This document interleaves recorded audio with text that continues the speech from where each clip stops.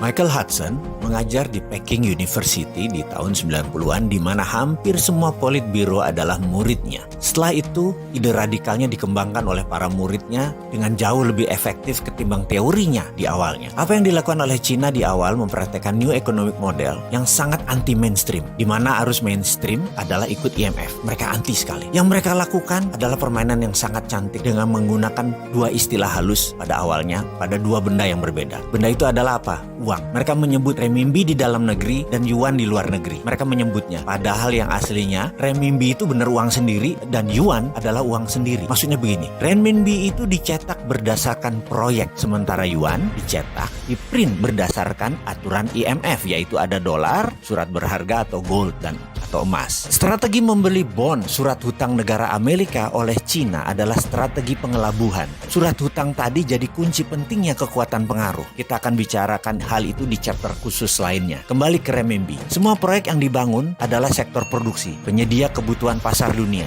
Dan sejak tahun 1980 terus dikawal dengan ketat print renminbi tersebut. Lalu bagaimana Cina menguatkan nilai yuan? Ini kita harus mengambil pelajarannya. Begini ilustrasinya. Kita, negara Indonesia, sepakat akan meningkatkan nilai rupiah. Maka kita menggunakan platform bernegara yang namanya Spice Road atau Spice Road Initiative. Ini hanya contoh, sekali lagi, ngapunten loh ya, hanya supaya bisa mengerti aja. Inisiatif jalur rempah tadi punya strategi yang sama, yaitu punya rupiah biru yang dicetak berdasarkan proyek, sementara kita mempunyai rupiah merah yang berdasarkan aturan IMF. Lalu kita mencari proyek, kita kirimlah kaum lobbyis ke berbagai negara tetangga kita terutama, misalnya ke Papua Nugini. Di sana kita cari calon pemimpin baru dan kita harus mempunyai kaki dalam tanda petik di sekitar pemimpin baru tersebut. Kemudian ketika Perdana Menteri baru Papua Nugini tersebut dilantik, maka sarankan dia untuk membuat proyek yang banyak dan kalau bisa jangka panjang, seperti jalan tol, pelabuhan, bandara, buat dam, pengairan, juga power energy atau power plant untuk listrik. Kita akan biayai proyek mereka tersebut 100%. Katakanlah kita dapat proyek $100 billion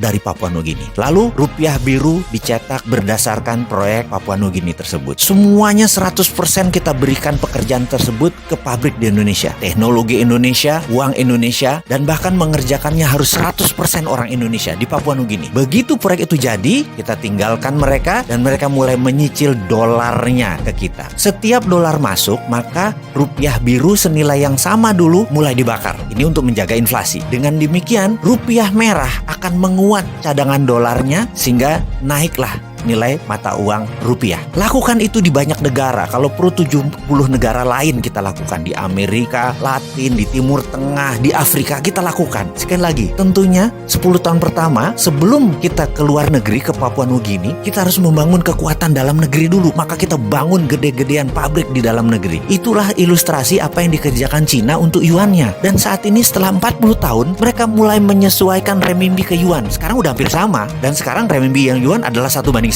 Bukan seperti dulu. Banyak negara sudah menjadi penambah kekuatan nilai yuan. Udah 70 negara. Untungnya Indonesia tidak kena program itu. Beda lah, Indonesia lebih pinter. Jadi itu urusan kita dengan Cina. Sekarang ke depan bagaimana? Kita sekarang mau meniru Cina. Gak apa-apa. Yuk cetak rupiah biru. Betul kan?